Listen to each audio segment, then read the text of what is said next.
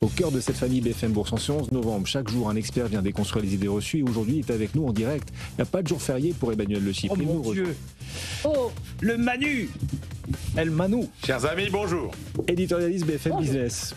On vous remercie Emmanuel d'avoir répondu présent plaisir. à l'appel de la famille BFM Vous Bourse. savez.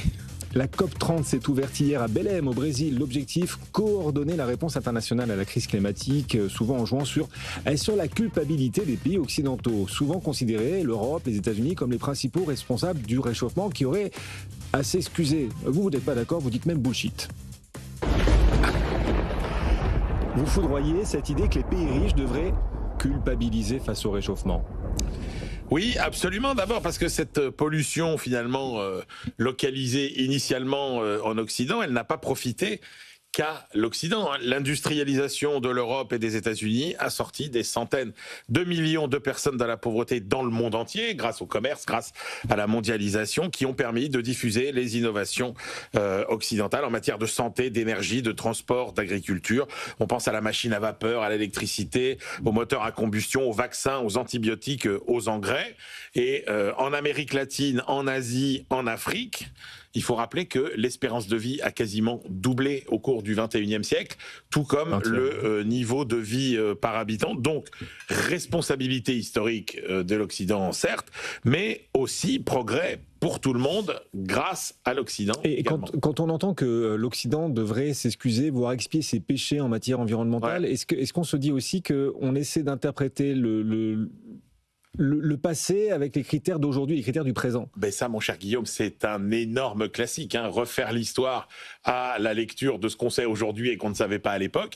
Et là, typiquement, c'était le cas. Dans beaucoup de domaines, on ne savait pas quelles allaient être les conséquences environnementales de nos innovations technologiques. Prenez l'amiante, par exemple, qui a été utilisée massivement. On ne savait pas qu'elle était toxique à ce point. Et là, même d'ailleurs, c'est là où beaucoup de pays émergents d'aujourd'hui, en fait, sont presque malhonnêtes. Parce qu'aujourd'hui, beaucoup de ces pays gaspillent ou détruisent leurs ressources naturelles, et pour le coup, eux ne peuvent pas dire qu'ils ne savaient pas que ça n'était pas favorable à l'environnement. Prenez la déforestation, prenez la dépendance au charbon, prenez par exemple toute l'inaction en matière de déchets, que ce soit des déchets textiles, que ce soit les sacs en plastique, dans tout un tas de pays. Ces pays ne font pas ce qu'il faut, alors qu'ils savent très bien qu'il faudrait le faire au nom, effectivement, toujours de ce droit au développement qui, pourtant, ne leur donne pas tous les droits environnementaux. Oui, Emmanuel, là, il faut se mouiller un peu. Vous parlez de pays.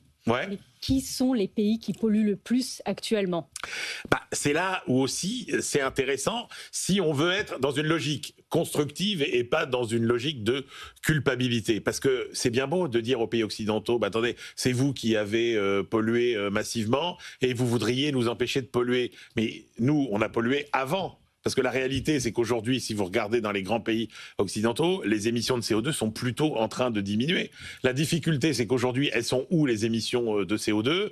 À un tiers quasiment, elles sont en Chine, et aux 2 tiers, elles sont en Chine et dans les autres pays émergents d'Asie.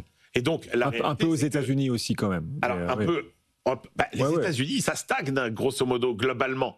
Alors oui, ça reste élevé, mais grosso modo, si vous prenez Chine, Inde, Indonésie, Brésil, etc., vous avez plus des 2 tiers aujourd'hui des émissions mondiales. La Chine toute seule, c'est plus d'émissions de CO2 que les États-Unis et l'Europe réunis, alors que les pays riches, eux, ont stabilisé tout ça. Donc la solution, évidemment, vous l'avez bien compris, c'est pas la culpabilisation, c'est la coopération technologique. Mais ça, on se dit finalement, quand vous voyez à quel point les Chinois sont en pointe sur tout un tas de technologies, on est presque finalement à front renversé. Et puis il y a d'autres façons de coopérer. Par exemple, oui, il y a un rôle peut-être à jouer par les pays riches dans tout ce qui est préservation de ce qui n'est pas immédiatement marchand, mais la pollution, c'est vrai qu'elle est là-bas aujourd'hui. Bon, il n'est pas non plus totalement illégitime de penser que les pays industrialisés pourraient payer un petit peu quand même. Oui, effectivement. Les choses aillent mieux à ce niveau. Alors effectivement, Antoine, mais ils payent déjà. Ils financent l'essentiel du fonds vert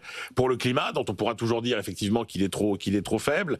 Ils partagent leur technologie, ils imposent des normes environnementales plus strictes qu'ailleurs. Et quand on dit qu'ils payent déjà, alors s'il y a un continent qui est caricatural quand même de cette culpabilité et de cette espèce de rédemption qu'il essaye de montrer au fil des années pour se donner bonne conscience, c'est quand même l'Europe. Sauf qu'on voit où ça nous a mené.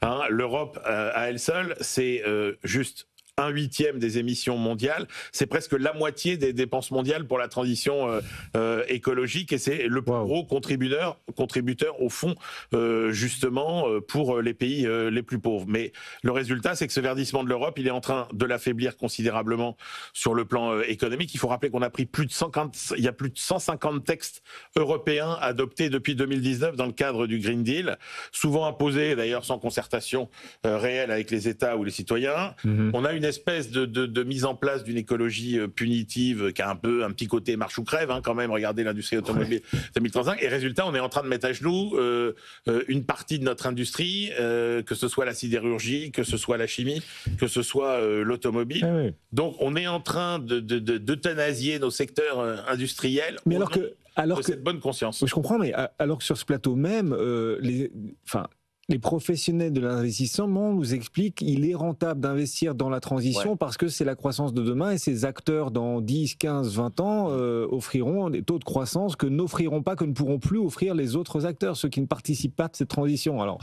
est-ce que quelque part, oui, aujourd'hui c'est moins de croissance pour l'Europe, mais demain ce sera cette politique qu'on est en train de mettre en place ici en Europe, et que vous critiquez aujourd'hui, Emmanuel, peut-être effectivement la condition demain de la croissance. Pas aujourd'hui, peut-être trop tôt, mais peut-être dans 10 ans on en récoltera les fruits. Oui, mais sauf que une fois qu'on aura détruit tous les grands secteurs qui font aujourd'hui la force de l'économie européenne, c'est bien beau. C'est-à-dire qu'on réglemente, mais on n'innove pas.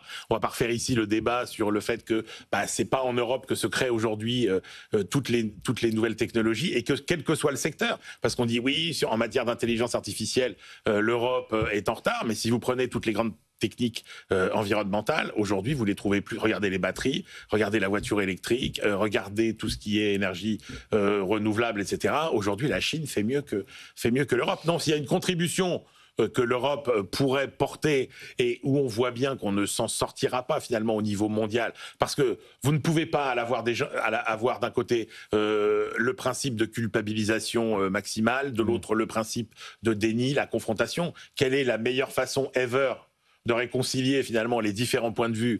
Ça reste le marché.